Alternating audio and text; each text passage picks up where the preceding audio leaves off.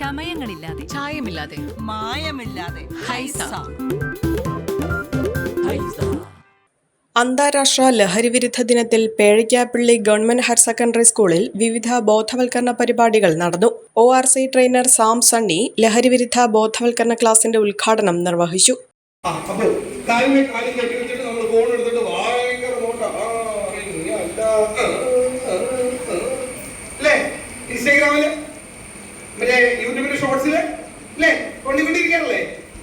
ആ സമയത്ത് നമ്മുടെ പാപ്പജി അല്ലെ അച്ഛൻ പപ്പ നമ്മൾ എന്താണ് വിളിക്കുന്നത്, ആ വ്യക്തി നേരെ എതിർവശാണ് കയറി വരും. നമ്മൾ എന്ത് ചെയ്യും? നമ്മളെ ഫോണിൽ നോക്കിക്കൊണ്ടിരിക്കല്ലേ, നമ്മള് തോണ്ടിക്കൊണ്ടിരിക്കുകയായിരുന്നു. തോണ്ടിക്കൊണ്ടിരുന്ന് എന്ത് ചെയ്യും? ആ പാപ്പജി വല്ലാണ്ട് അല്ലേ? ഇത് ആരാ പഠിപ്പിക്കേണ്ടത്?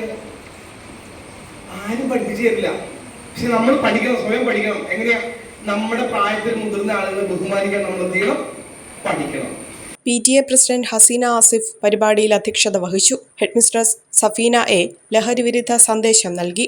സ്കൂൾ SPCയുടെ നേതൃത്വത്തിൽ ലഘുലേഖ വിതരണം, ലഹരിവിരുദ്ധ പ്രതിജ്ഞ, ലഹരിക്കെതിരെ ഒപ്പുശേഖരണം, പോസ്റ്റർ പ്രദർശനം, വീഡിയോ പ്രദർശനം എന്നിവയും ഇതോടൊപ്പം സംഘടിപ്പിച്ചു.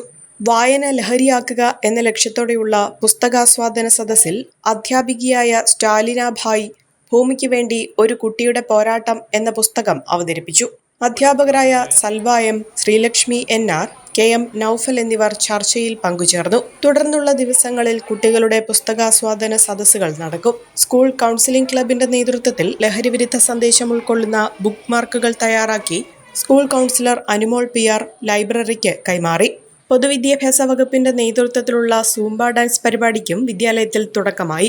അധ്യാപകരായ റഹ്മത്ത് PM, Sabitha PE, Geethu G Nair, Pratap Kumar തുടങ്ങിയവർ പരിപാടിയിൽ പങ്കെടുത്തു. അഹല്യയിലെ വിദഗ്ധരായ ഡോക്ടർമാരുടെ ചികിത്സ കൊണ്ട് എനിക്ക് എന്റെ കാഴ്ചശക്തി പൂർണ്ണമായും തിരിച്ചു കിട്ടി. ഇപ്പൊ എനിക്ക് ഈസിയായി വായിക്കാം. നേത്ര സംരക്ഷണത്തിന് നമ്മുടെ Ahalya. Ahalya foundation eye hospital, കേരളത്തിൽ എല്ലായിടത്തും.